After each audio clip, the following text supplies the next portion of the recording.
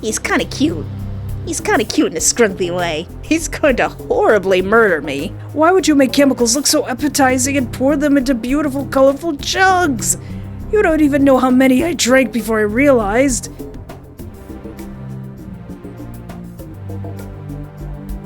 Hello and welcome to my YouTube channel. I am Espoir David, and today I'd like to play a game that I've been highly anticipating. A game from the developer of Awful Kidnapper. This is a serial killer with sensory issues almost killed me.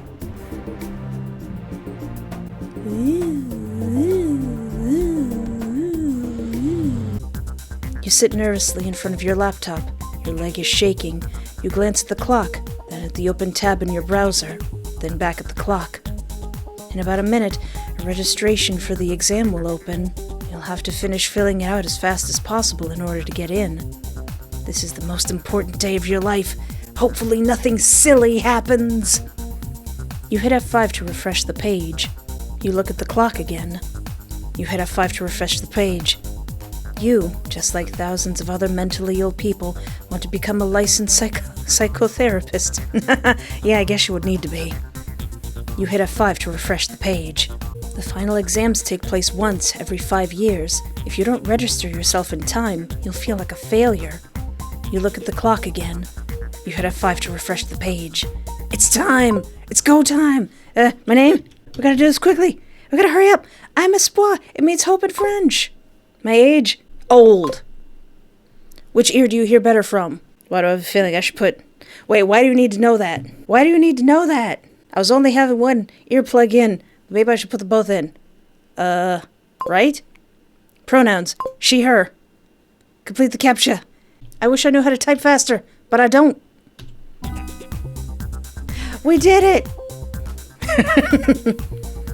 This is not the end. In a few minutes you'll have to take the exam.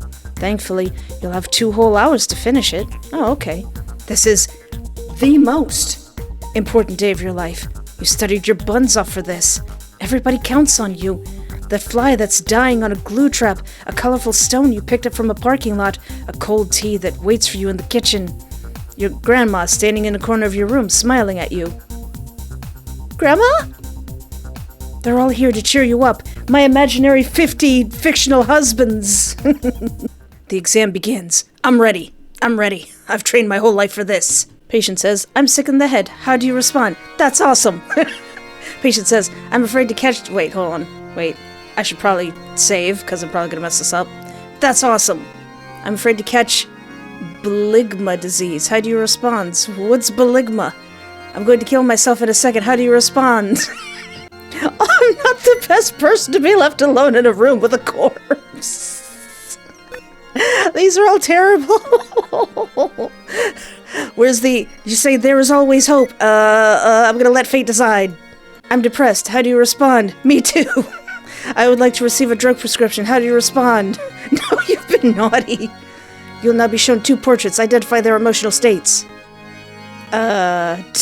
Too much ibuprofen. Frightened. Abraham Lincoln. Hungry. Dementia test. What's your age? Wait, what? What's your name?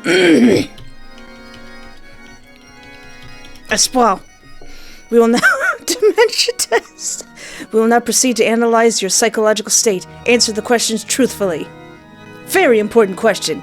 What do you see in this picture? It's a Pokemon. What do you see in this picture?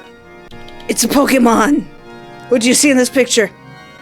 I think that's a Pokemon. I'm pretty sure that's a Pokemon. Are you absolutely sure you understand human emotion and want to work as a psychotherapist? Yes. End of the exam. Answer submitted. Visit the address to receive the results. Dangerous Street 32, Psycho College Room 13. Okay. Wow, it was so difficult I'm stressed out. I need to know if I passed or not. Even though the exam itself has been digitized, the results are still handed out on paper. The person that's been observing you through your laptop's webcam during the test is now counting your points and printing out the results. Hi, FBI agent who's watching me through my webcam. I really hope it went well. I want to finally start working as a therapist and change people's lives for the better. You stand up, drink the cold tea, and put on a jacket.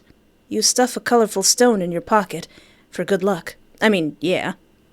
You wave your hand at the dying fly and say goodbye and leave your apartment. Bye, ghost of my grandma, I love you! I always disliked the route to college. It has bad vibes. The fact that the street on it is called Dangerous Street 32 doesn't help out either. You speed walk through the town, gripping the stone in your pocket. You never know if you might have to beam somebody with it. You realize how quiet the town is today. No signs of birds or people. The only noise comes from the wind blowing around you. Last time the town felt this calm and empty, there was a loose tiger wandering about. It escaped from the zoo and everyone hid inside the buildings. Oh, that's lovely. I don't want to encounter any tigers today. I don't feel like getting a new tiger skin or anything. I need to see if I pass the exam. I just want my papers. You walk straight, then turn right, then turn left, then turn left, then turn left. Where are you going? You walked in a circle. No, I walked the wrong way. They're just like me for real. Like, if I walk 3 blocks away from my house, I'm gonna need my GPS to get back. You cover your mouth as soon as you realize how loud your shout was. It particularly echoed around the blocks. So embarrassing. I need to focus better, instead of looking down the pavement and getting lost in my thoughts. You start speed walking again, this time looking at the road. You make it to the college building. It's ridiculously high. Psycho College. It brings huge amounts of quirky people from all over the country. That sounds like it would be the location of the next Danganronpa game or the next Persona game, Psycho College. They say that if you come here and manage to graduate, you'll be set for life. It was built to teach people psychology, which makes Psycho College a pretty fitting name. It makes me feel so nostalgic now, remembering all those years I spent there. Maybe the teachers were abusive and students were mean and halls were dirty and cafeteria food was awful and we were overworked and I cried every day and knowledge we learned was based off of thousands-of-year-old books. But the vision of a bright future and freedom makes me feel so weirdly enthusiastic and nostalgic at the same time. Yeah. It almost makes me want to go back there again and get miserable just for the sake of forced socialization, which I feel I need right now. I haven't made any friends there, unfortunately. I could have had a better chance at socializing if I decided to live inside the school instead of my apartment, maybe. Most students can't afford normal accommodation, and the school doesn't provide any campus, so most of the students decide to live inside the school's walls. Do you mean that figuratively or literally? Oh, literally. Inside of the literal walls. Like, Bueller is Bueller here today? Bueller just smashes through a mirror. The building, despite its size, is constructed extremely badly. It was meant to be one of the world's biggest architectural structures ever created, a status symbol. Seems like somebody was compensating for something. The college founders, of course, did not have enough funds to make it done professionally, so they decided to launch a Build and Learn campaign, which promised free tuition for the people who helped build it. Oh. Thousands of people rushed to offer free labor in exchange for a future student status. The builders massively outnumbered the inspectors, which resulted in total chaos. People were behaving like animals, throwing wet cement at each other, breaking tools and bricks. Lack of proper coordination allowed a group of people to perform an operation called double walls. It was an idea of one of the builders, which would solve the accommodation problem for all of the future students. Oh, that's lovely. The idea was that additional narrow corridors and walls will get built parallel to the classrooms in a way that would allow students to hide and live in. Those spaces had to be very small, despite the ongoing chaos. It would not be possible for them to build whole new rooms without attracting too much attention, and their amount of materials was limited due to how often things would get destroyed. They succeeded, allowing people without proper accommodation to live in the dusty walls. Some of those spaces are so narrow, and the amount of students grew so high over the years that Nowadays, people need to hide their standing shoulder to shoulder and sleep while standing. There is, of course, a group of people who prefer to sleep laying sandwiched on top of each other, but that method has proved to be more dangerous, making people suffocate each other by accident pretty often. Very poor ventilation, walls and floors susceptible to cracks, overcrowding and darkness led to many deaths occurring throughout the years. Students, however, often don't complain about their grim living circumstances. They were taught that their whole lives depend on their grades, and that nothing good awaits them in the future if they fail, so they're deathly afraid of failure rather than anything else. Oh, so they're millennials, okay. Over the time, people got desensitized to the deaths occurring around them. They're in the walls. They're in the gosh darn walls. A whole new burial culture has been established. The dead get wrapped up in exam papers that contain low scores. It's meant to symbolize that a dead student is as good as a failing one. Bodies are then stuffed into the wall cracks in an attempt to save space and fill the holes. Sometimes bones are extracted from old remains. They get remade to simple tools or grinded and mixed in with drugs for a learning boost mixture. Oh, that's something you don't see every day at the school store. You're not familiar with those students' living situation. You haven't made any friends. You live elsewhere. You feel like an outsider to them, even though you spent so many years alongside each other. You just assume that they had their own rooms on some floors. You question why the school smells so bad, but people just jokingly told you that it's just school air. Yes, schools smell different. I guess this one smells really different. You noticed the tools made out of bones, but were too nervous to ask where they got them from. It's not relevant to you anyway. You struggled too.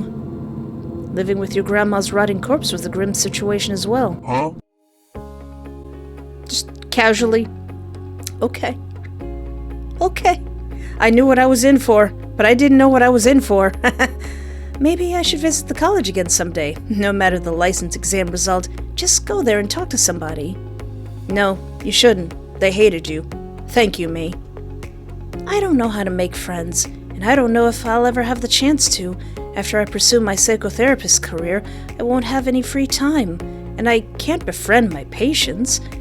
It could be easier for me to talk to the students now, after graduating.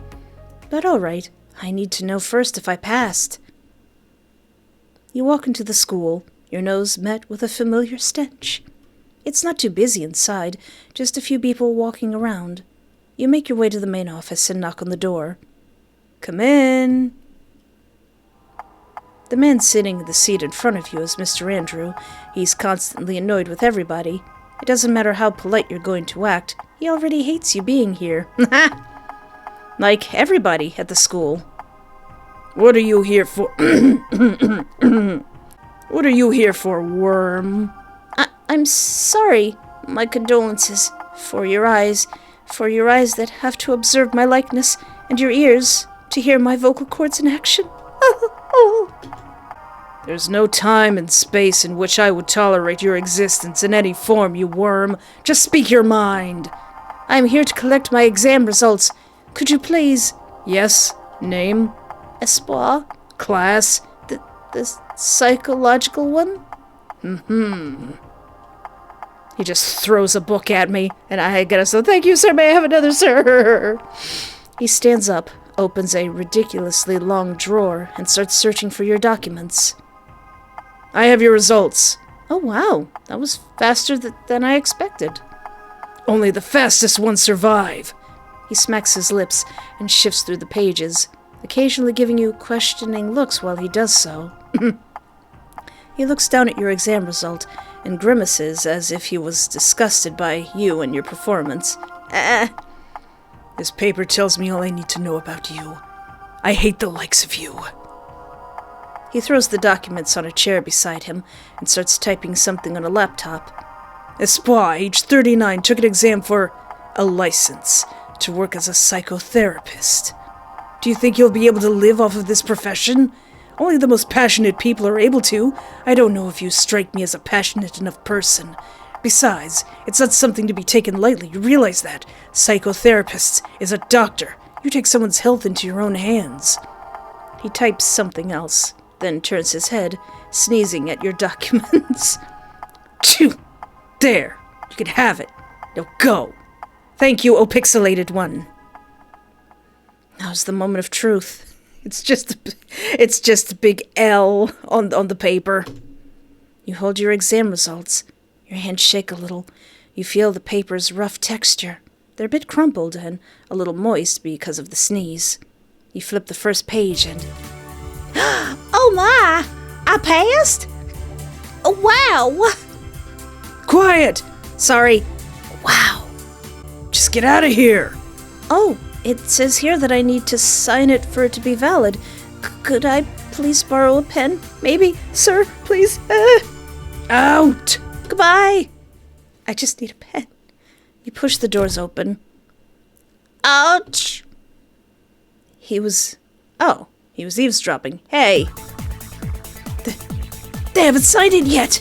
Ah! Ah! Someone's arm reaches towards your papers and... No! No! No! Someone's arm reaches towards your exam papers. Don't you dare! Run! Ah! Oh.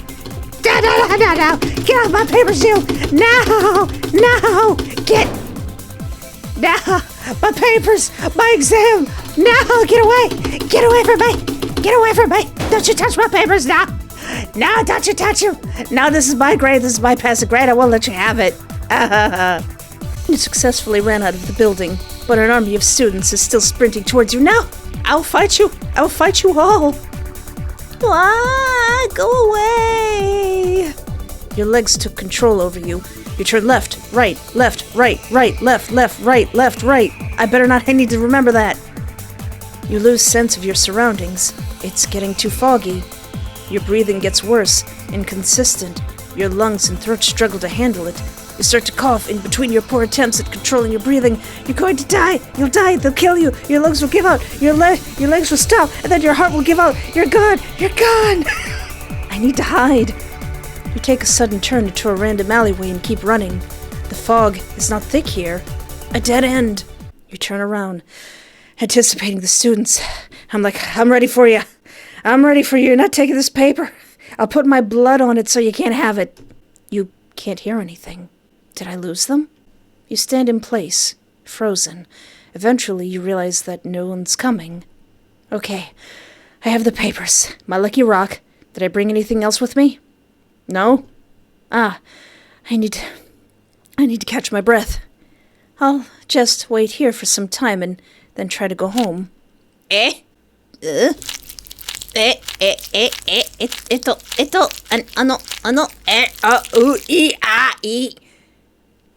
Oh. A pile of mangled corpses appear before you. Is that the dude that was chasing me? Oh, Legion, what are you doing here? What?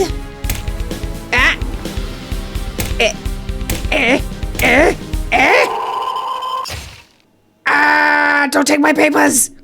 You, or rather, what remains of you, is now being carried in a trash bag along the ground. What? Your leg muscles twitch involuntarily. An unknown entity leans towards the bag, noticing your movement. Wait, did I just get got already? You suffered multiple fatal injuries. What? And yet you live. Somehow? You come in and out of consciousness. Eventually, you find yourself taking a sudden, deep, hoarse breath, still stuffed inside of a trash bag. You couldn't have used like a duffel bag or something? A trash bag? Like I'm trash? I'm trash to you? It smells just like it did in college. Oh no, am I back in the school? No. Worse. Ugh. Yuck. Way more intense. You're getting unwrapped from the bag. Mild. The creature prepares to attack. No, don't hit me! There's approximately 0.000003 seconds before you actually die this time. No, don't kill me! No! No, you didn't see anything! I saw everything. I saw everything. You don't see it. Act like you don't see it. The bodies? You want to join them? Yeah, you were supposed to. From the start. How are you alive? Just lucky, I guess. Whoa, breathe. Deep breath. I spat on my microphone. I don't. You try to collect your thoughts, but it feels like they spill out of your head, and you're dizzy, and...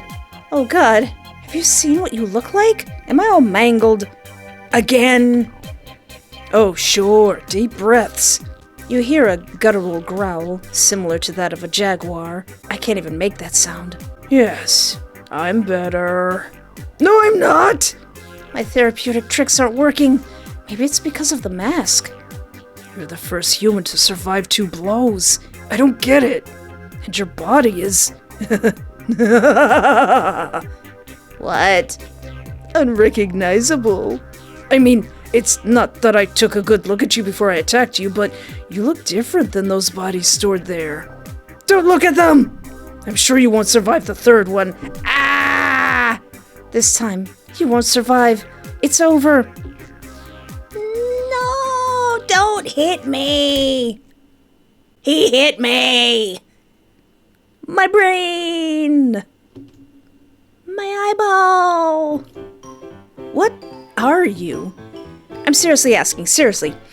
Seriously asking a serious question. A human? A creature? A corpse? Answered? Good. Now think. Where in your body are you? If something were to be a core of your existence, what would that be in your body? Oh, I'm asking myself. Maybe your heart. Maybe your brain. Or maybe a soul? Maybe a little pixelated glowing purple heart? So many things to choose from. Now guess how many of those you still possess?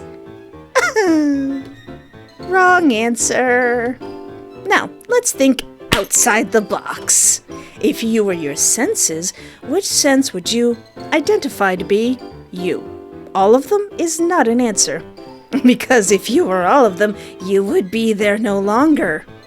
Some of the senses were taken away from you by your body to protect you from passing away. I'm the sense of smell because I like to smell roses. Shut up, Biscuit! Oh no, I wasn't talking to you. But now I am. Let's get back to the topic of our discussion.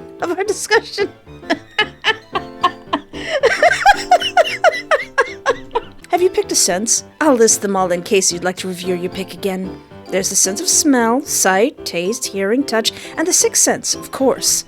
Now guess how many of those you still possess? Goose egg? Wrong answer. You are no longer yourself. You've got to be crapping me. Ah! Okay, here I go again. Fluff you! Please don't fluff me. I mean, if you want to. But please don't. Please don't.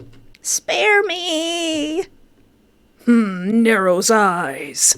Why would I do that? I'm a therapist. I can help you. I think this guy needs a lot more than a therapist. I don't know what you are, but if you want to live and help me, there might actually be something you could be helpful with. Are you good with, cleaning things?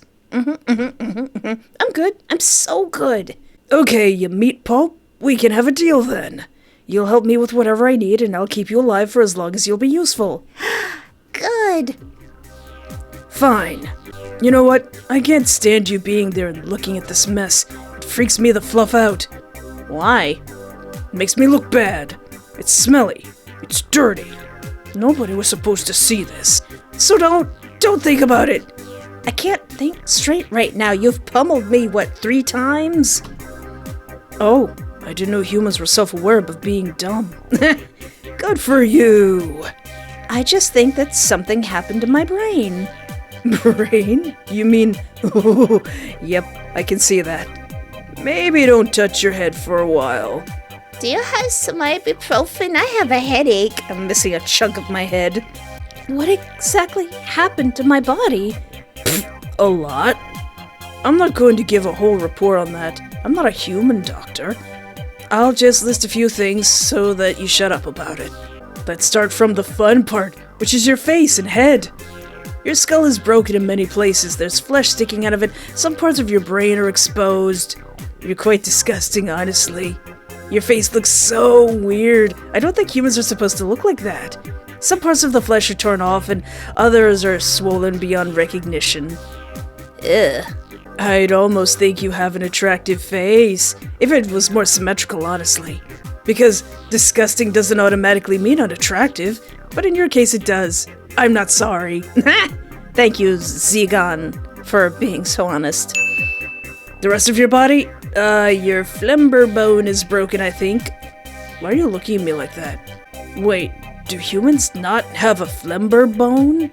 Is that what it is? Huh, yeah, fine. Okay, doesn't look like you want to hear any more descriptions. Everything hurts. Your limbs look completely fine, though. How am I conscious with so many injuries? No clue. Maybe you turned into a zombie, but you're not green. Okay, maybe you are, but just a little bit. Well, too bad, not my fault. I was about to give you a quick death right from the start. And talking about death, I think you should get to work. With the dead. The room is completely filled with corpses, right up to the ceiling. The smell is unimaginably horrid. Well, I mean, I trained at that school, so maybe I should get used to this. Thankfully, the constant exposure to the smell of corpses, such as your grandma's corpse, because you know that's a thing that's there, as well as breathing in school air strengthened you enough not to vomit. Wow, it's actually really something to get desensitized to this. Congratulations! I'm about to start clapping. Really. What are you waiting for? It's already causing me distress having you there seeing this. I'm going! You stand up. The creature hands you a trash bag roll. You're having a thought. I think I'm having a thought. Oh, my poor brain. My poor gray-pink matter. Wait, now that I look closer at you, you look weird. I mean, he's kind of cute. He's kind of cute in a scrunkly way. He's going to horribly murder me. So tall, and your eyes are glowy. The thing before you is very tall, at least 2 meters tall. 2 meters? Enter to me. Enter me, how tall is that compared to my 5 feet? I'm a demon. Probably the first one you've ever seen, huh? I thought you were a Pokemon.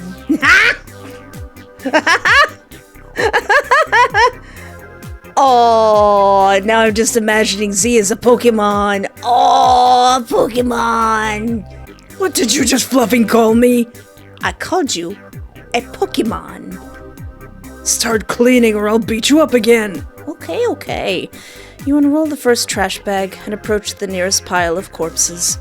The bodies are rotting and melting into each other. You rip their limbs apart and try to throw them into the trash bags, one by one. First cleaning session complete. Yay! Alright, I can sense your fate soon if you continue. Stop for now. A Pokemon can sense people fainting? My name is Zegon, by the way, if your pathetic leaky brain can even gather that information. Okay. I'm a spa. It means hope and fenge. He sat down on a bench you uncovered. It creaked and made a slimy sound, due to it being soaked in various nasty fluids. The demon looks uncomfortable and lost in thought. You feel blood and some other thing run down your forehead. I need ibuprofen. What's up? Somehow I feel a bit bad making you clean all of this. It makes me incompetent. Oh, I remember that you used some magic before. Can't you use it to move these corpses? Magic? You don't know what you're talking about. I don't use magic. It's something else. A mortal like you wouldn't understand it. I can't freely manipulate things, but I really fluffin' wish I could. How about you stop questioning my abilities, because you just made me a I want to get his goat, but I don't know where his goat is. How about you stop questioning my abilities, because you just made me admit to being weak. He's right. I looked for a logical solution for his cleaning problem instead of taking a psychological approach. I should start using my psychotherapeutical abilities. But what approach should I use? There are two schools, Psychology 1 and Psychology 2. I should try Psychology 1. I have no clue if it would work on demons, though. I'm so sorry, Zegon. What makes it hard for you to clean the corpses? They're nasty! What's so nasty about them? Are you seriously asking me that? They're decaying! I'm not touching that crap! Besides, aren't you scared or disgusted by them? Aren't they your kind? From what I know about humans, you should be terrified and revolted by now. But instead, you're investigating them. You worry about me? Are you some kind of traitor to your own species? Or have you fully morphed into a separate zombie corpse thing by now? I decided to focus on you, because I'm a psychotherapeutist. There you go, making up words again. Glue your skull back, dumb apple. Your brain's leaking out again. Slurp. This doesn't seem to be working out well. Okay, yes, I'm a dumb apple. I'm just a weak little human. I'm so much more fragile than you. You could blow wind at me and I'd collapse to the ground and die. Those corpses must possess some horrible traits that make them demon repellents. I can't imagine how hard that would be for you to live in a house that's full of them. It's technically a shed, but yes, there's too many of them. It's overwhelming. I hate a lot of things about them. Their smell is awful, the flesh quickly begins to break down and turns mushy. Just thinking about touching them makes my skin crawl. That's very understandable, actually.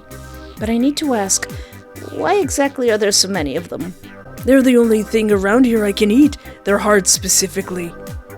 Don't eat me! Shut up, I'm talking! Ever since I relocated to the human Earth layer and realized there's no heck food here, I knew I was screwed. Heck food was bad enough, but what you guys have here is beyond horrendous. Well, let me introduce you to some macaroni and cheese.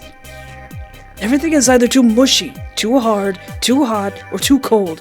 For some reason, you also keep processing every dish like 5 times before you serve it, changing its structure drastically. Wait till I introduce you to chicken nuggets. And I can feel that in my mouth.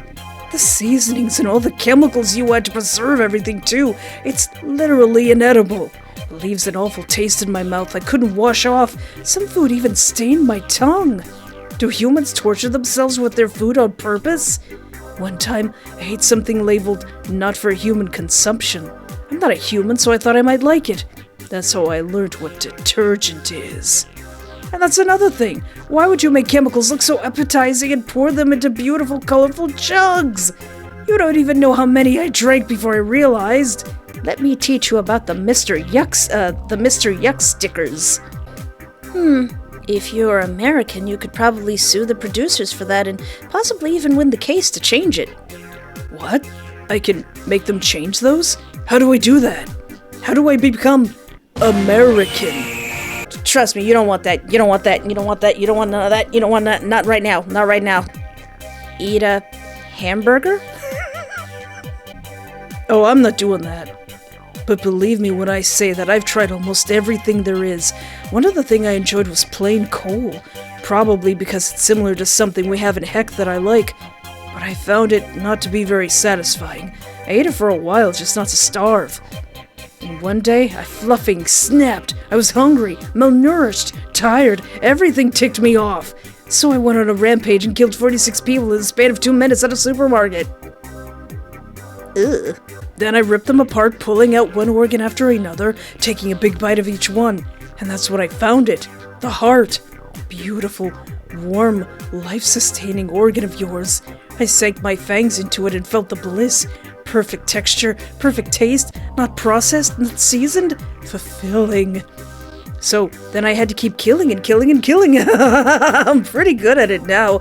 Also, humans don't run very fast. Don't you think it's immoral to kill?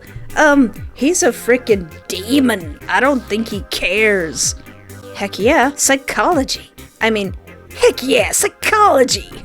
Oh, do you really want to discuss morals with a demon?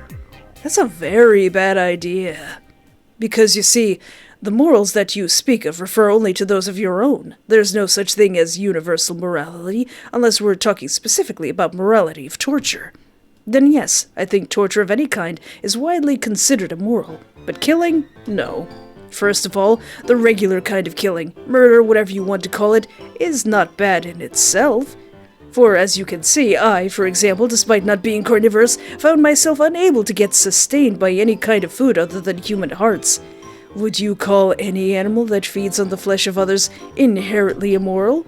I'm yet to see a human call a dog an immoral creature, so why would you say that about me? And before you try to argue that I'm an invasive species, demons lived on Earth longer than humans, you don't even try to say crap like that. Did I seriously do all that in one take? Whew. No, that's wrong. It's sad to see people die. Well, that's just your design flaw, you dumb apple. Your brain is wired in a way that makes you think that, because otherwise, without empathy towards your own kind, you wouldn't survive as long as a human species. Zegon, speaking facts. Dropping facts. Say that again. Say that again for the people at the back. You're just dumb like that. Like, you couldn't comprehend the emotions of others if your tiny little head wouldn't make you sad seeing others in misery, or overly angry about certain situations, or disgusted by something that's not considered socially acceptable. Demons evolve their emotional intelligence in a far better way. We're not little crybabies, like you guys are. You all just wail about your morality and other stupid social rules that you establish based on how sad and miserable things make you feel, then judge others accordingly to your own ideas of vulnerability. And that way, every fluffing human ends up developing their own sense of judgment, entitlement, and morality compass. Then you create endless conflict. Every demon knows that killing is okay, and violence is supposed to be fun. You guys are years behind on that information. You literally stagger your own progress as a society, and your oh-so-great sense of morality ends up creating the most torture among any kind of species there is on Earth. You're flawed by design. Oh man. You maybe remember how annoying humans are. Now I feel like killing you again. Let me just save my game. Your body trembles. Listening to these claims highly drain your brain's energy. My poor brain is having a time of it. Your school did not prepare you for an interspecies discussion of the morality of killing human beings. You know causing death is bad, but you have trouble voicing your concerns. Maybe he's right. Wholly, partially, maybe your standpoint is weaker. He has the right to feed to survive. Humans often feed on animals they kill as well. Maybe you're right. You can't stand the feeling of knowing that people lose their lives to seemingly unempathetic creatures like him. You want to fight for the right of your own species to survive. Well, I mean, he does make some points. He's somewhat right. You have to take someone's life to sustain yours. This is cruel, but it's just how life works, I suppose. You gotta leave the butterfly in the spider web so that Charlotte can feed her babies. Great. I'll just continue killing innocent people then, and you will not be able to forget about this. You'll live with that knowledge and do nothing about it. I'll make sure to save you and your loved ones for last, so that you'll see your town's population gradually lowering, and eventually you'll get personally hurt by my actions. Oh, ain't he cute? No, that's not what I meant. I just understood your perspective. I'm not encouraging you. And I understand your fragile mind and took advantage of it. I love that scared look you have on your cute mangled face. You're shaken, sad, annoyed, angry, furious, every intense emotion mixed at once in a way that makes you unable to identify what exactly you're feeling right now. You clench your fists. You want to slam a desk, punch a wall, scream at Zegon. I can hear your heartbeat, you know. Don't try to pick a fight with me if you're not willing to die. It's okay, I got a save button, put 'em up. You scoff under your breath, then cough up some blood. Yeah, let's just relax for a second. I got hungry. I'll be right back. The creature returns with its face smeared with blood. It brought back 3 garbage bags full of bodies and dumped them in the room, back in the exact spot you just cleaned earlier. Alright, that's gonna get you a punch in the stomach, wherever your stomach is. I just cleaned that! Hey, I'm back. Wait, you leave everybody out of the trash can after you take the heart? Why not keep them in the bags? I don't know. Wait, I got an idea. Humans like to cook food before you eat it, right? So I thought... How about we try to cook me something... Woo-woo-woo-woo. I'm sorry? How about we try... How are you eating through the mask? I hate utensils. That has nothing to do with this. Okay, so how about you try to cook me something edible? Maybe I'll stop killing humans if you give me something else that's tasty. That sounds better than mass murder. Yes, I can try. There's no way I'll survive this. Okay, then cook, human. Was there a comma in that sentence, or are you telling me to cook a person? Then cook, comma, human. Oh, phew, yes, I can do that. But there's nothing to cook here with. So, should we go out? That's the best and worst thing that can happen to you now. What? Why the worst? Are you stupid? I can escape.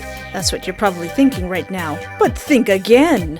You're supposed to be working a societally important job that requires people to trust you, but nobody will even consider trusting you after they see you show up somewhere with a murderer.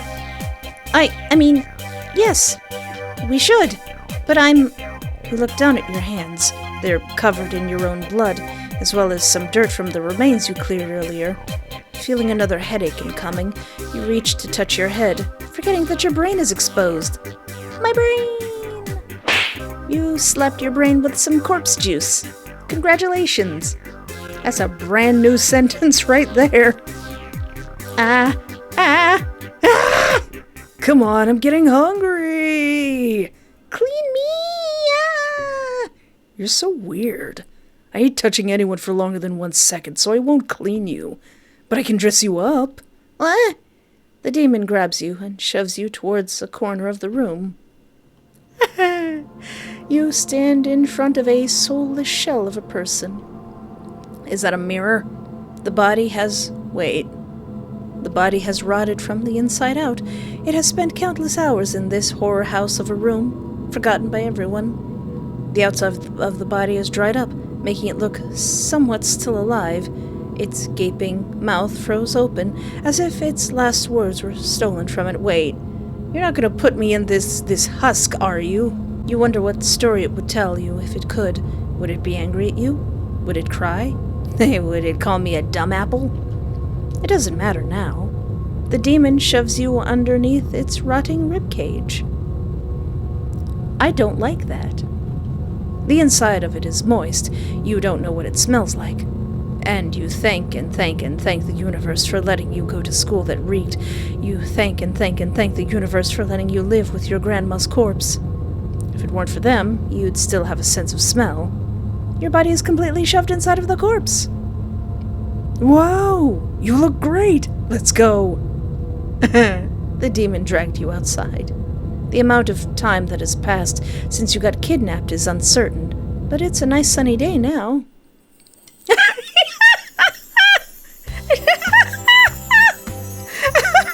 Wait, does he have a tail? Does he have a little taily pole? Aww, I look great. I've never seen such nice weather. Oh, there are people on the street. They didn't look at me. Oh, wow, this is the best day ever. Usually I hate going outside because humans always keep staring at me, and direct eye contact is considered a threat to us demons, so it's annoying and angers me. But for the first time ever, they didn't even look at me. Wow, you took all of the spotlight in your little costume there. Spits out blood. Exactly. Where should we go out to eat then? I mostly ate at supermarkets before. Expensive restaurant. How are you going to pay for that? Whatever, let's just hope you like something from there. You both walk into a very expansive restaurant, the kind which serves you an experience rather than a fulfilling meal. This might be something we're looking for, actually. Maybe if we give him bad food, maybe he'd like that more. This creature has an odd sense of taste.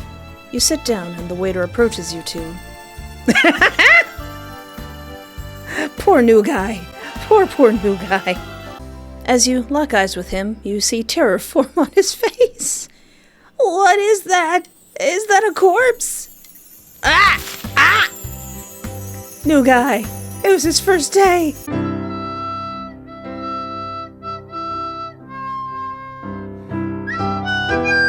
And he got falcon punched.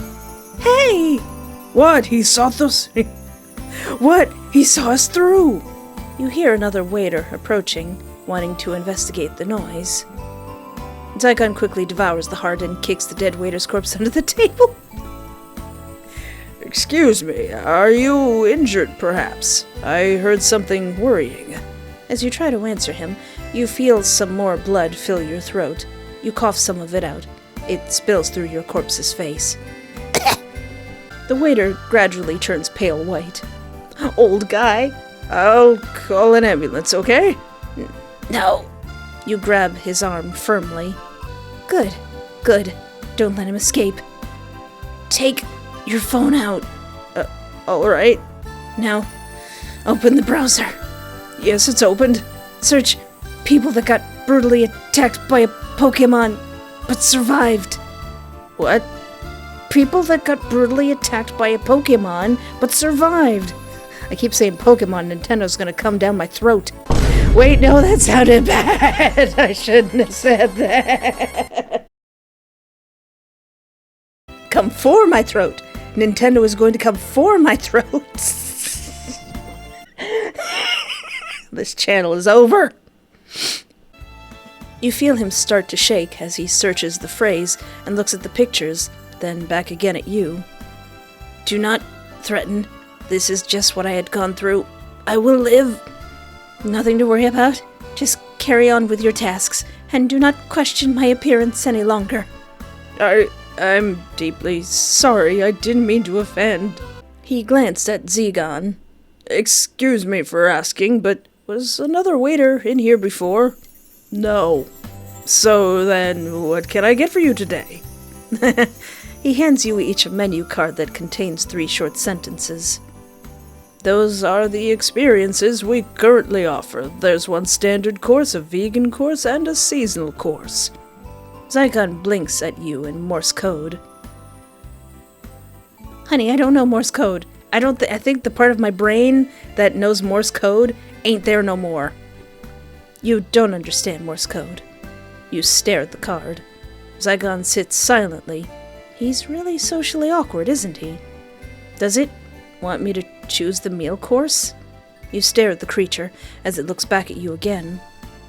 You told me recently that you dislike eye contact, but now that I think about it, you've always stared at me intently.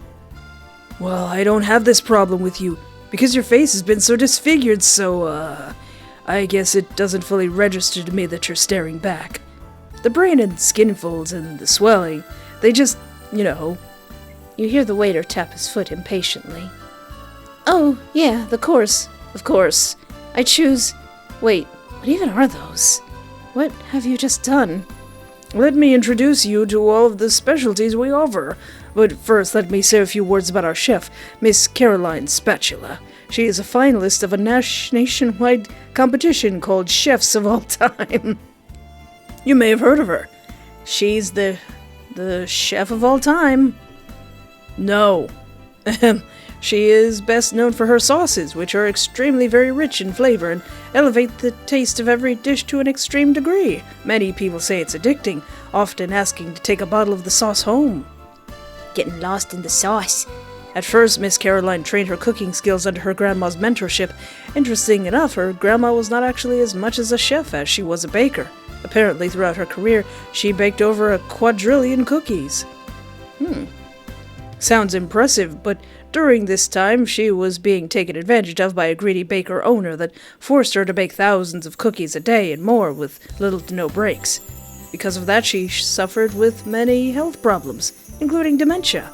After her death, Miss Caroline decided to memorize her grandma, creating a 5-dish meal course called Don't Forget. That is the first option you have. The next one is...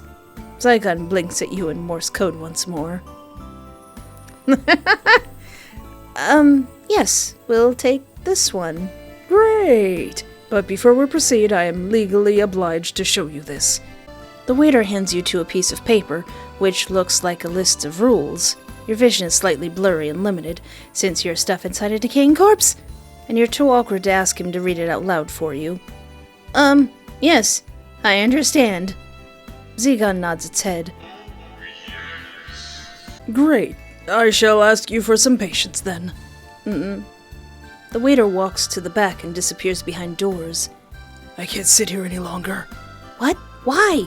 This place has horrendous aura. Whatever that means. I'm sure they'll bring something really special. It's nothing like you've seen in the supermarkets. The waiter returns with 2 plates. There you go. This dish is called the chicken I had to let go. It's a chicken served in garlic-flavored sour cream sauce. Ooh. With this dish, the chef wants to tell you a story of her youth, specifically her vacation at her grandma's farm, where her favorite chicken, Missy, lived. The chicken had encountered a medical emergency, which resulted in her grandma taking mercy at Missy's suffering, killing her, and later serving a portion of her meat for dinner. This was very traumatizing for young Miss Caroline. This meal is a way to both honor Missy's memory, as well as a coping mechanism of sorts. You're basically eating a vent art. Thank you. The waiter walks away. Is that something you do as a part of human culture? Not exactly. I mean, we do memorize people and animals, but... You look down at your plate. It's just sauce. What? Where's the chicken? It's dementia. What? Zygon points at the list of rules. It says here... The waiter comes back and immediately grabs the plates from both of you, replacing them with a new dish. This dish is called You Won't Guess What That Is. With this dish, the chef wants to tell you, you won't guess what that is. He runs away to the kitchen. You look down at the plate. It's some red sauce. Well, they did say she was known for her sauces. What's that? I'm sorry, Zygon. I don't even know what's going on here. I guess that's how rich people dine. This is a restaurant for rich people. We gotta go to the poor neighborhoods. We gotta get ourselves a hamburger.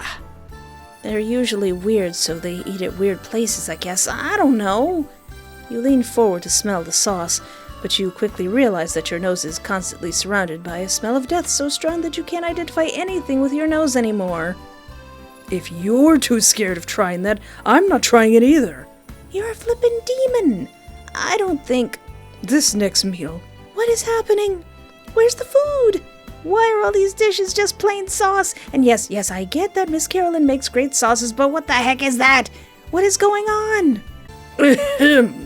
Well, the rule list explains it all. I can read it out loud for you. The 5-dish meal course called Don't Forget, created by Miss Caroline. I know her now. He makes a facepalm of shame. The demon is really socially awkward. Yes, you heard about her from me. So, the 5-dish meal course called Don't Forget, created by Miss Caroline, is a memorial of her grandma. It's a very specific experience, which combines the themes of grief, health problems, as well as the art of cooking. All of this ties together, offering you something you can't get anywhere else. Because this 5-dish meal course is cooked by 10 grandmas with dementia, who have been taken away from hospice.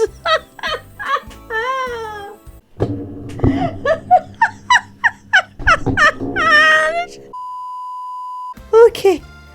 Okay. I don't know any other establishment who offers anything of this kind. Another thing, as listed in the rule card, is that because of their memory problems, they have trouble memorizing the recipes.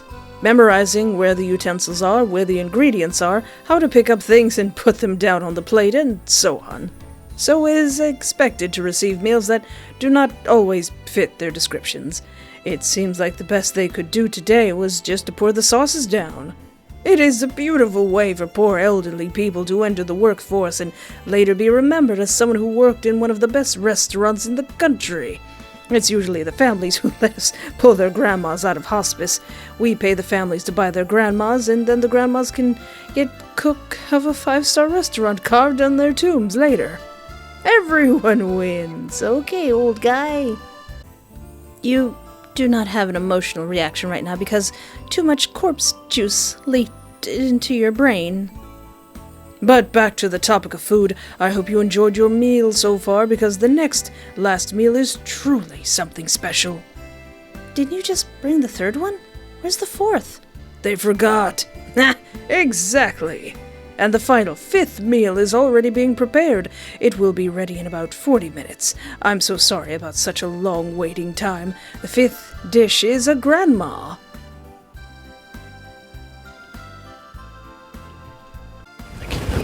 Alright, I gotta leave, okay? We select the one who has been working the slowest that day, euthanize her, and then cook and serve her. It just takes a lot of time to cook a person. I'm sorry for that. It's okay, Dad. What? I didn't mean to say that. You heard nothing. I said it just because my father worked at a euthanasia machine factory, and the memory of the fact just occupied my brain after he mentioned that the grandma got euthanized. Maybe referencing to this guy's death was not a conscious decision made by me, so you should just ignore that. I'm noticing a pattern, Schnookums.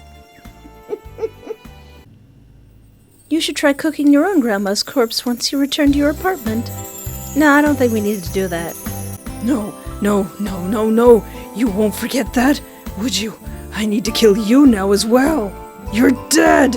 Hey, this date was going so well, Z. No, stop, Yamete. I didn't hear anything. In fact, I'm deaf in my left ear. You sure? You flipping sure about that? How am I supposed to know, huh? I'll fluffing make sure you never hear me say anything stupid again. The demon digs its claws into your eardrums, leaving you partially deaf. No.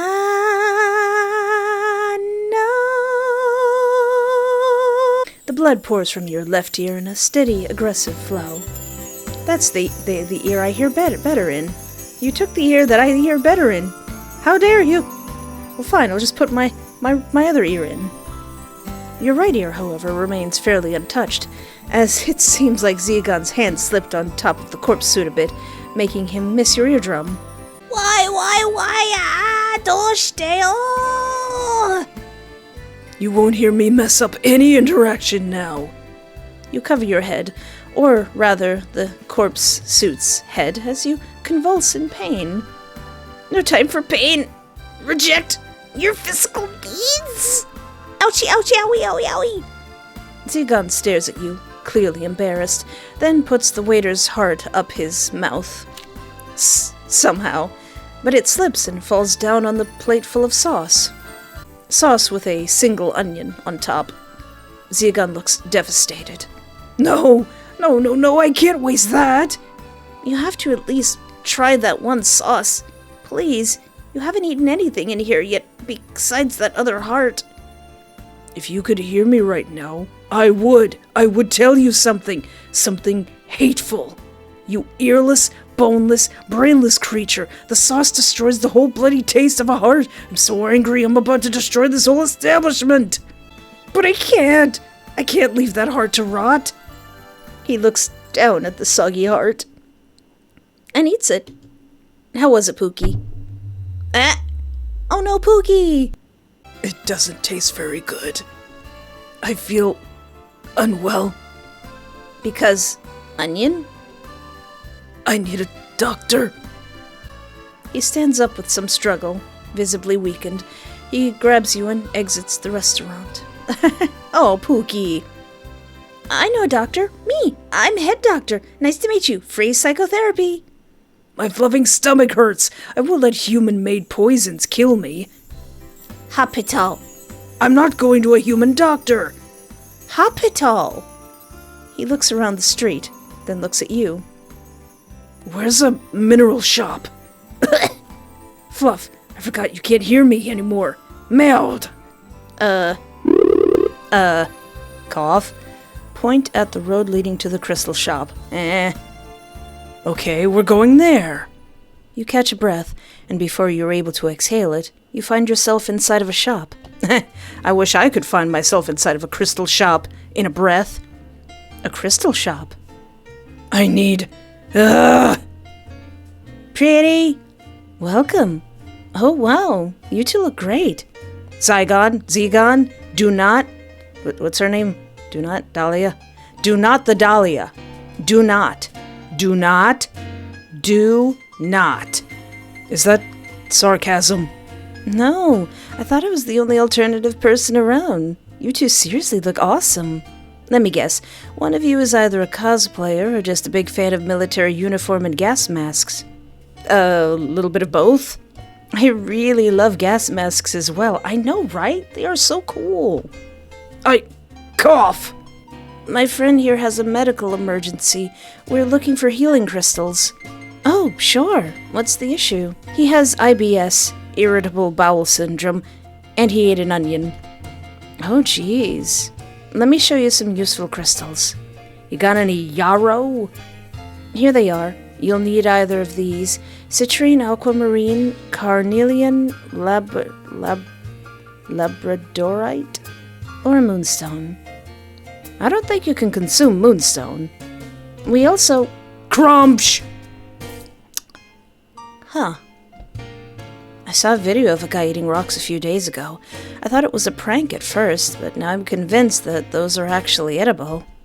Some of those minerals really do look tasty. I can't believe I haven't tried eating one myself yet. Oh, wait. You don't look too well. Are you hurt? My ear got ripped off. Yeah, I can't really hear in this ear. Oh, crap, for real? I thought it was part of the cosplay. I'm not that dedicated. No. Wait here, I'll get something for you. Crumsh! Is that a crystal ear? Dahlia, you the best! There. A new ear. Try it on. You take the crystal ear and proceed to squeeze it through the corpse's head, and then stuff it into your hole. The weird ear hole where your eardrum was before. Your anatomy is just so altered after all the physical trauma, I don't even know how to call it. Ha ha!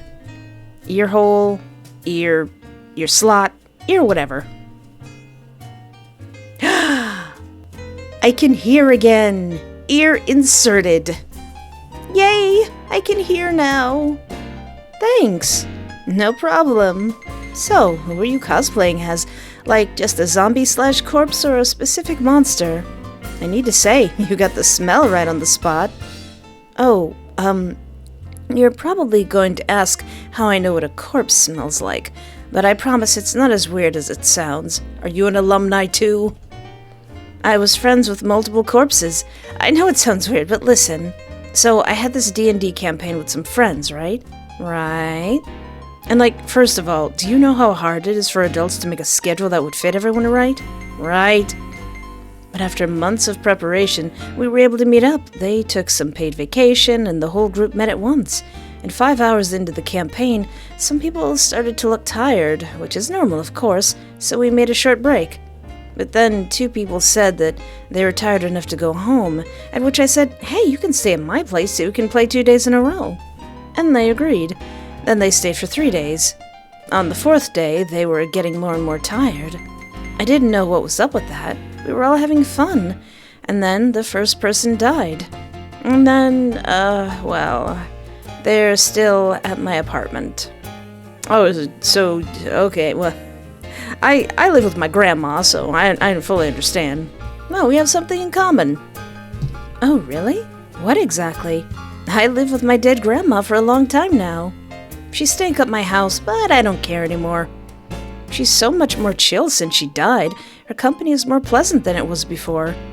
Before she died, she mumbled something about being in an organized crime group. I think that would check out given her high ego, aggression problems, and high need for attention. She was really an enigma of a person. I went to a psychology school partially because I wanted to find out exactly what was so wrong with her. But she's gone now. She's not gone, she's just very, very quiet. I just remembered that I brought her body to a retirement home today in the morning. I did it by accident. Don't ask how. I was stressed. So, yeah, now I live alone. Sad, sad life. I don't know if that's an appropriate question right now, but would you like to come with me and play some tabletop RPGs with me? Absolutely, Dahlia. Can my new friend come too when he's done eating your store? Maybe it'll light up your mood. You know what? Sure. In a very irresponsible manner, Espoir leaves the sick demon friend in a store, and Dahlia leaves her store clerk responsibilities aside to play D&D. As it should be.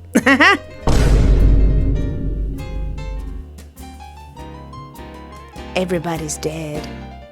I'm in danger. You can sit anywhere. Thanks. Have you played any tabletop RPGs before? No? That's okay. I'll teach you how to do it. First, take a look at this manual. Dahlia and Espoir spend hours preparing to play, but eventually Espoir has the character sheet ready and knows what to do. More and more hours pass as they play. The dead friends also take their turns, but their turns are boring because they are dead. I don't feel well. Dahlia.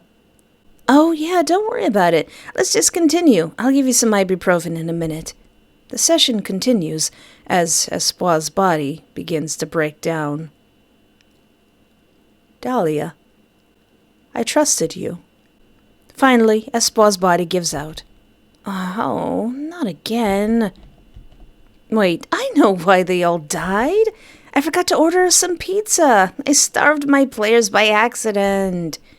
Being beaten up by a demon did not kill you, but being a nerd for one day did. What does it say about society?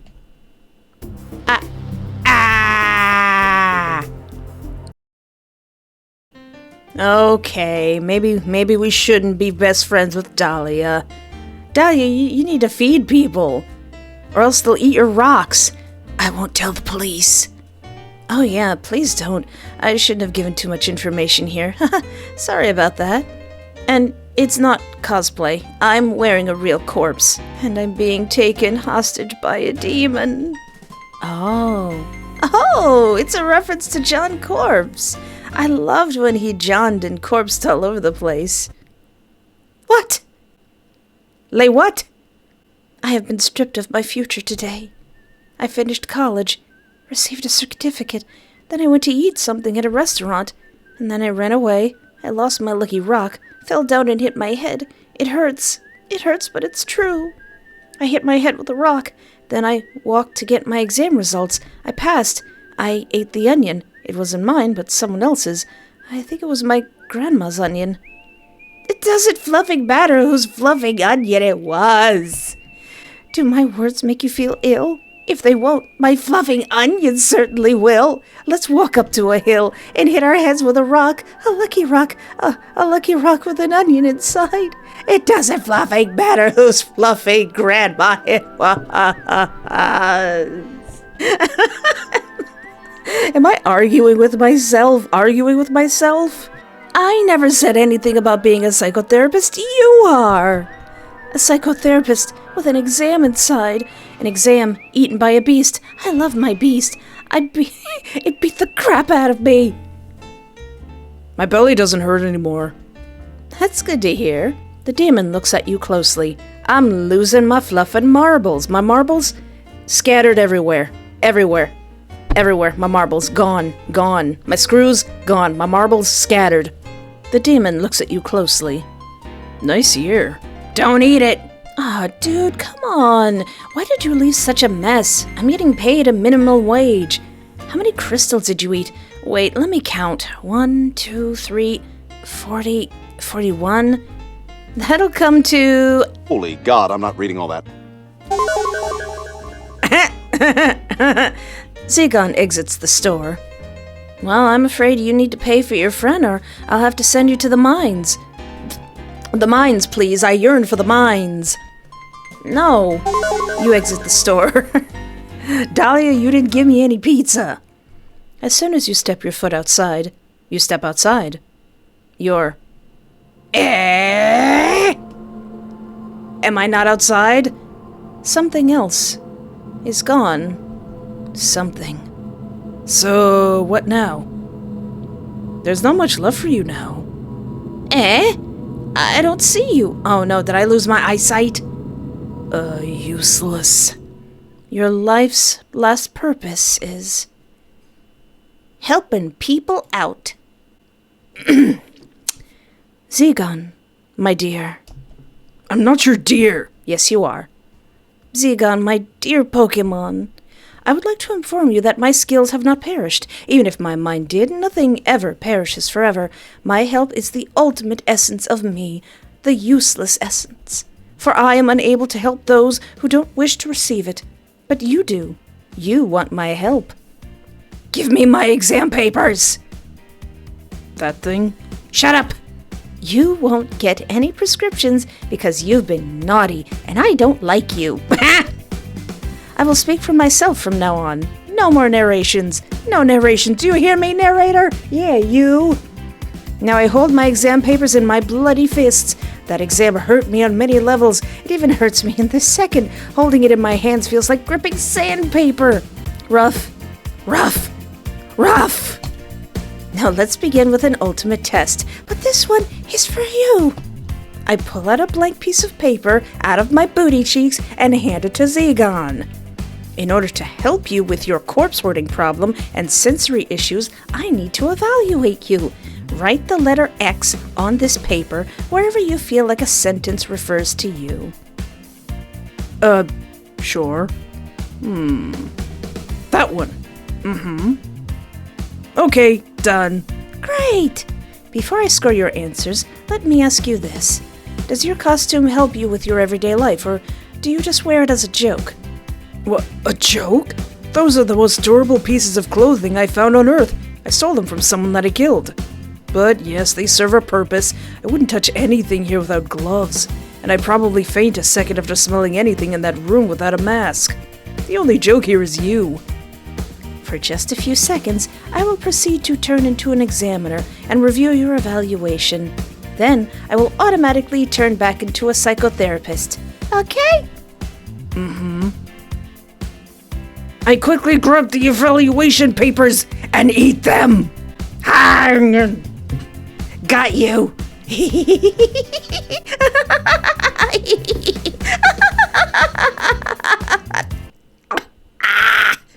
I won. Open the door. Wait, is this me arguing with myself again?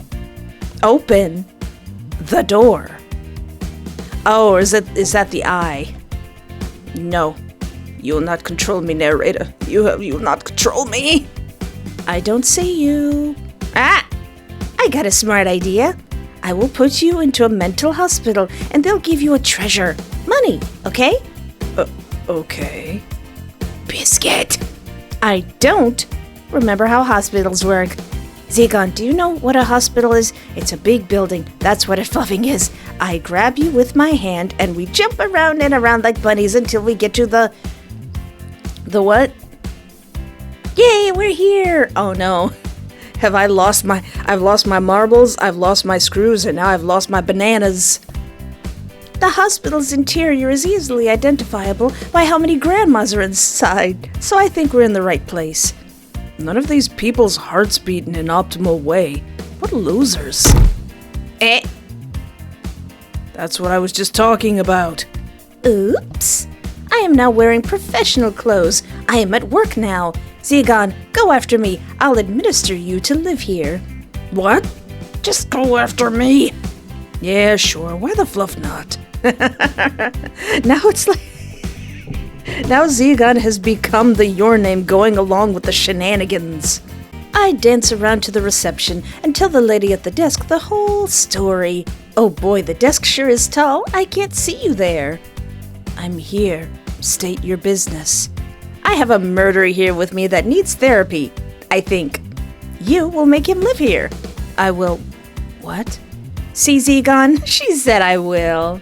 Bye-bye, Zegon. Mwah. What did you... I don't get it. What is this place again? It's a retirement home, sir. A what home? Another one with hearing problems. A retirement home! How old are you? I can hear fine. Stop screaming. I'm 105. Me too! Shut up, you 40 beats per minute loser. Bullying will not be tolerated here. Come here with us. A security guard leads Zegon to a nearby room and locks the door. Hey, didn't I tell you to be quiet? Stay here for a while. We'll decide what to do with you tomorrow. What do you mean tomorrow? What do you want to do with me again? I hope you didn't take Espa's suggestion to make me live here because I can't do that. I have things to do and people to kill. I mean, hearts to steal. I mean, not in a murder way, just like humans do. It's not a crime. Humans stealing another human's heart is not a crime as far as I know. I don't know what it's called, but I'm pretty sure that's a crime. And that's exactly what I have to do. That's my job that I do to pay the faxes taxes. Hello, can you let me out or do I need to start causing havoc? Zegon looks around the room. It's a prison cell. A sign outside says, Containment, Brutal Grandmas. Keep out. Brutal Grandmas? Psst. Hello? Who's there? That's such a Shakespearean insult. We heard you call one of us a 40 beats per minute loser. Say sorry, and we'll help you. Zegon puts his head up to the wall and closes its eyes. 4 humans. Decent heartbeat for most of them except for one. 1 rat, 4 flies, and nobody else. Yeah, all right. I am so sorry your heart function is so low. Shotgun. Oh. It is us. The grandmas. Not the grandmas. Oh no, the brutal grandmas. We call ourselves the Pokemon Mafia. Maybe I should have made different choices at the beginning of the game. This is Miss Janina. Good morning. Baba Yaga. Espoir's grandma. Grandma?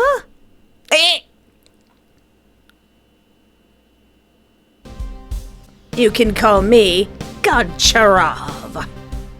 Hello, Miss Janina. Hello, Miss Baba Yaga. Hello, Miss Goncharov. And hello, Miss Espa's grandma. I think I heard this name before. I'm Zegon. Thanks for letting me out, I guess. Oh, whoa, how polite you are. Where's your mean spirit from the heart insult before? Won't you even look us in the eye? Hey, calm down, Yaga. The gentleman said sorry. It's no gentleman. Look at these eyes. Look at these clothes. That's a beast.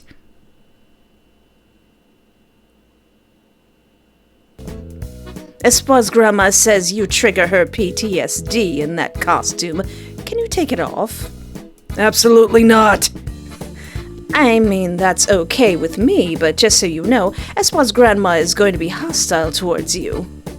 As if she isn't hostile towards everyone. Fair point. I just thought Zegon might appreciate a warning, so she can get really aggressive. Not everyone is able to hold her locked and restrained when it gets bad. The weaker ones just act subordinate to avoid conflict at any cost. Is this the gang?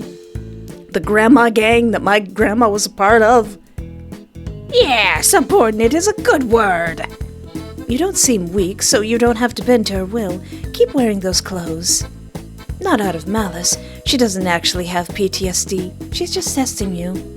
Checking how to manipulate you into doing what she wants you to do. Yeah, and see how well she blends in with our conversation without your appearance. That sneaky biscuit. Such inspiring words from my grandmama. What the fluff is wrong with you? What did she say? Trust me, beast. You don't want to know. Should I lock her in a coffin again? Not yet. Let's keep it for the absolute emergencies, just like we discussed before. Zegon, we need to sit down and discuss how things work in here, in this establishment. Janina, make us some tea. Of course. Everyone sits down, except for the merciless grandma. She can't be because of the cross. The history of this place is long and forgotten. The only thing you need to know is that once you get administered here, it's almost impossible to get out. It kinda seems like you gals can get out. Whoever administered you here is not your friend. They wanted you gone. You didn't sign up to live here yourself, right? No, someone I knew took me here. I wonder who that could have been. I wonder who could have did that. Biscuit? The retirement home employees stripped you out of your personal belongings and stole all of your documents. Zegon reaches into its pockets. What? My passport is gone. I can't go back to heck. Oh no. I know, right, Grandma? She said you're already in heck. She doesn't know what she's talking about. Yeah, she doesn't strike me as someone who's been to heck. Right. Wait, have you been to heck, Baba Yaga? Yeah! Oh, that's nice. I didn't expect that. Are you? Yeah! Awesome. Ahem. So, Zegon, we will get you your documents back, but you need to do us a favor first. There's a place we need to raid and destroy for the sake of our friends that once lived in this retirement home. You need to come with us. Can I murder people there? Yeah! Okay, I'm going. Great. Let's get ready first. We need to gather some resources and other things. What has happened? What is happening? What has transpired? This is Yaga's hut. Good vibes only. It also serves as the Pokemon Mafia's storage room. It looks like a drunkard's den. The retirement home came with a drunkard's den. They built it as an extra room. It came with a drunkard's den. It came with a drunkard's den. Does she have a... I'm pretty sure she said it came with a drunkard's den. Also, does Gani Grandma have a huge bloof? Nobody asked. How should I prepare for the raid? Yaga is going to brew us some potions. The good stuff. Oh, what kind? We're making it hard. Some kind of 5-letter word that starts with DR. Here, son. Serious. The grandmas are very accommodating towards Zegon, with how they have no problem specifying information and providing tone indicators. I feel like this is the least surprising thing in the universe. Grandma's making something that has 5 letters and starts with a D. I agree. And the other least surprising thing in the universe, Grandma's smuggling cigarettes. I mean, I don't know that word. I don't know what that word means. For real? Zegon, do you prefer cigarettes or rugs? I have both to share. None. What? How? Said the grandma with the biggest blunt ever. Drinking detergent was enough for me. I don't want to try any other substances. But how does that work? If you're not smoking or doing drews, then what do you do? Or, like, when you have a meal that consists of meat and potatoes, do you leave the meat or the potatoes? I leave both. What? The beast is going to starve. Going to starve? No smoko? I don't really eat human food, but I eat human hearts. We have those too. Seriously? You should have told me before. Uh-oh. You thought the old Yaga wouldn't have any human hearts in her fridge? So, do you want the hearts raw or with doos? Some kind of 5-letter word that starts with D. Zegon already raided and emptied the fridge out of human parts. I don't know how to thank you. I'm not malnourished anymore. No problem. Ew, something was inside one of the hearts. Oh, I think I saw it somewhere before. Hopefully that's the other one. I can't remember where, though. My memory is not too good on the human Earth layer. I think it has something to do with the atmospheric pressure. Now give the rest of us something strong, Yaga. We'll have to fight once we get there. Where exactly are we going to? To a very dangerous place where thousands of people have died, including many of our friends. Like the insane Grandma 3000. Yes, that was her full legal name. I miss her so much. She was, in fact, pretty insane. But that was not an excuse for her getting thrown into a nearby establishment. What establishment? The hospice. I don't even want to think about it. The hospice is connected to the retirement home we're currently in. There's a tunnel in the basement that leads to it. Once the security throws you there, it's over. You're either killed off almost right away or trafficked. Why would anyone traffic a grandma? Right! But the hospice is not a place we're going to now. We're going to the other place. Not the other place. What place? When the insane Grandma 3000 got thrown into hospice for acting a little cray-cray, she got trafficked a few days later. So where are we going? Thank you for that riveting explanation. Yes, there. Espra's grandma is very eager to go there. We're not sure why. None of her friends died there. We have been conducting an investigation for the last year, interrogating everyone we knew could be connected to her disappearance, with no results. The trafficker seems to be someone very sneaky and extremely dangerous, far more dangerous than our little Doug distributing mafia here.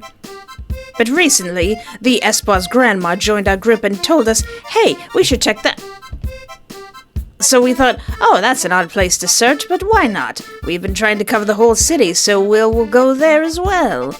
We wanted to search this place last, since it seemed pretty unlikely that we would find the trafficker there. But then, Espa's grandma handed us a body part of the insane Grandma 3000, along with a document that stated, we, the insane Grandma 3000's family, are letting you traffic our grandma out of hospice. Thank you for the money. We will use it to buy a funnier grandma for our family. I didn't know you could do that. Our family tree that we painted on our living room's wall is looking pretty strange, but we are drawing emojis next to any family member that looks suspicious, so it distracts the guests that look at it. Thank you, sign, the family. The family. Oh. Wow. This is clearly serious evidence. Thank you, Espa's grandma, for showing us this. I admit, I have been suspicious at first, but look at her. She looks like somebody who'd be able to retrieve a body part and a document like this. So it should be legit. What do you think, Zygon? Zygon? I don't know why I keep wanting to call him Zygon. I don't know, but it's not like she would be able to write the letter herself. Her hands are rotten. Right. So we're taking this lead and going now. Let me pack everything we have, just in case. Baba Yaga packs the wooden coffin, her Doug stash, and sensing some weird power emanating from the crystal ear, she packs it as well, just in case. Let's go. As soon as the team exits the retirement house, the whole environment goes silent. The whole city feels like a ghost town. Zero signs of human or animal activity. Nobody's lights are on at home. Everything except for the Zygon and the mafia seems to have buried themselves deep underground out of profound fear. For the grandmas. Not even the wind can be heard. We're here. The expensive restaurant called Expensive Restaurant. Something is off. There's nobody in here. The lights are off. I can't see anything in front of me. We packed all of the things, but not a flashlight. Doesn't Miss Goncharov have a lighter for that big old something that starts with a BL and has 5 letters? It burns from pure passion. Question marks! The atmospheric pressure is getting to me, but I vaguely remember being poisoned in here. You've been here before? Shh, let's be more quiet for now. Ew! I stepped in something. I think it's a body. That's one of the waiters I killed before. Huh? Thank you, Grandma. Let's go this way. Wah! Wait. Stay still. Corpse. You're dead. What? What happened? Fluff! Mailed. She doesn't have eyes. I can't deal psychic damage to her. Wait, is my grandma fighting Zegon? Janina, grab the coffin! Quick! The demon prepares to fistfight the sinful grandma. That's a brand new sentence that never existed before. Come here! She's too fast! Janina, get the coffin! What's gotten into her all of a sudden? Was the trafficker. Killing my employees was my path to heaven. Was it my grandma this whole time? You wouldn't get into heaven anyway. You're zombified. Zombies don't go to heaven. No, the coffin is broken. A rat chewed holes in it. We can't contain her with a broken coffin. We have to do something else. Quick! I will stall her for a moment. Is Baba Yaga throwing candy? Hey, Espo's grandma, do you know that there's no rugs in heaven? So don't try doing anything you're trying to do now. Calm down and stay here. Look, I have something with me. Throws rugs at her. Ellipses. Her insides are rotten. The rugs won't work on her anyway. Yaga, let's switch. Stay still. Blast the shotgun. She can dodge bullets? Guys, it's bad. My turn to try. She's on a regular cross, so maybe by some whack logic, the upside-down cross will calm her down. Never mind. She's invincible! I don't know what to do! Espo's grandma continues to move at inhuman speed. There's no hope. Hold on, I'm having a memory flashback. And that's exactly how the bill... Oh, Zegon's dad. And that's exactly how we build the euthanasia machines. I know how to kill her. How? Euthanasia. That's a crime against grandmas. We don't have a choice, Goncharov. Zegon, just do it. Throw everything we brought at me. The grandmas throw all of their equipment at Zegon. The coffin, the shotgun, the crystal ear, even the lunt. Make it work. We believe in you. Zegon rapidly punches all of the items and glues them together with spit. Happy to pass away. That's it. The euthanasia machine. Perish! The crystal ear starts to emanate some sort of magnetic energy, pulling the Espo's grandma inside. Wait, did that work? Oh, of course it worked. It's working!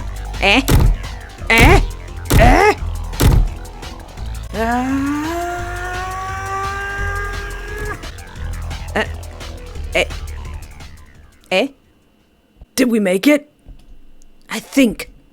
She stopped moving. She's dead! We did it! Yeah! Zegon, I'm officially claiming you as the Pokemon Mafia's member. Woo! Everyone lifted up the coffin and transported it to a funeral home. The funeral home's worker got a comically big envelope with cash handed to them and burnt the coffin with no questions asked. The team came back to the retirement home to rest. It seems like Zegon is still missing his passport, but the grandmas give him evasive answers as to when they'll help him retrieve it. So, Zegon stays with them and uses Baba Yaga's heart supply as food, not needing to go on hunts anymore. Eventually, Zegon's memory gets a bit worse because of the effect that the human earth layer has on him, making him forget about the passport altogether. This, however, has not gone unnoticed by the demonic work department, which noticed Zegon's disappearance. Zegon now lives in the retirement home, while the threat of being caught and prosecuted by the demons linger on his fate. The end. Congrats, you made it to the end! Aw, so Zegon ended up with the old biddies. He ended up with the old ladies. And he's got his hearts. But what happened to me? Why was my ear in there? Did I die? Did I lose my marbles? I wonder if that can go any differently.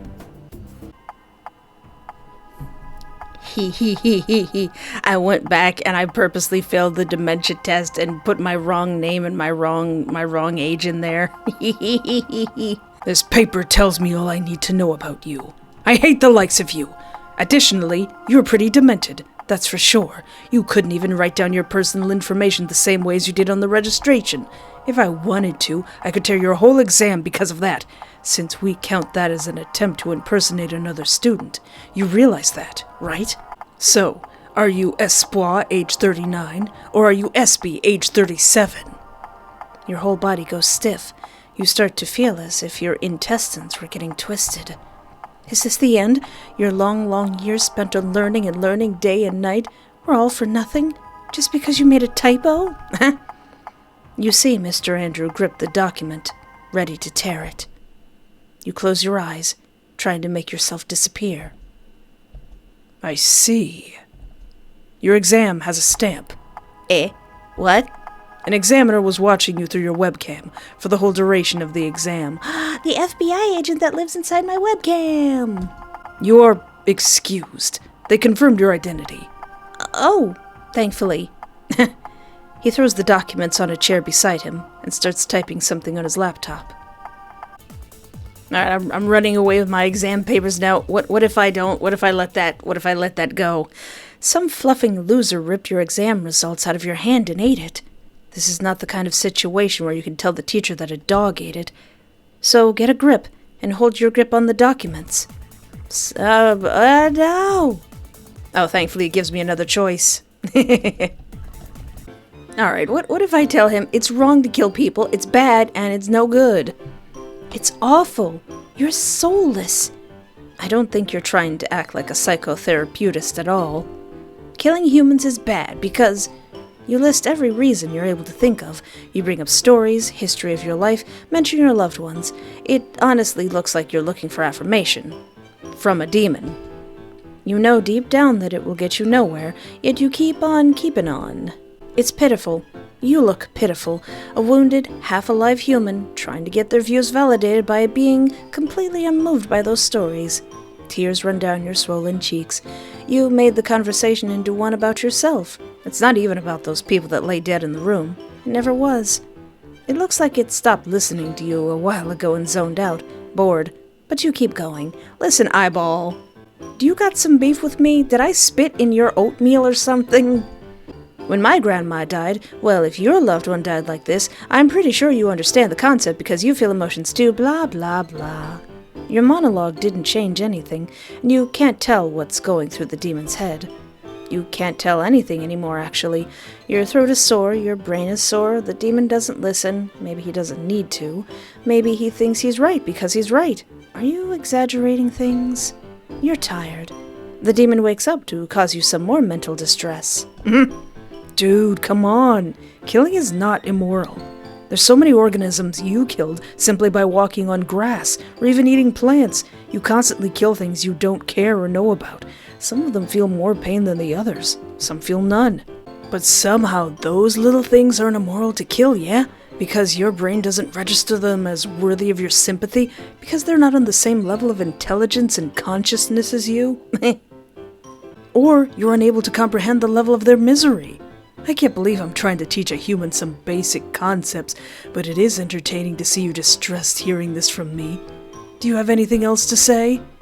You're shaken, sad, annoyed, angry, furious, every intense emotion mixed at once in a way that makes you unable to identify what exactly you're feeling right now. You clench your fists. You want to slam a desk, punch a wall, scream at Zegon.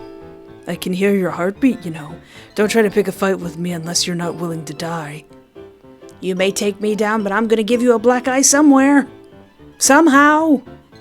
I don't know if this changes anything, but what if I go... Cough. Cough. Zegon appears to be even weaker now. You can hear him with your unwounded ear, wheezing heavily inside of the mask. Uh-oh. No. Ugh. Oh. The creature collapses on the ground. It's all your fault. You made me eat poison. You took me to that restaurant. Cough. Why are you like this? I thought you wanted to help. Oh no! The demon convulses in pain on the ground and dies of a tummy ache. His tummy hurts and he's mad at the government.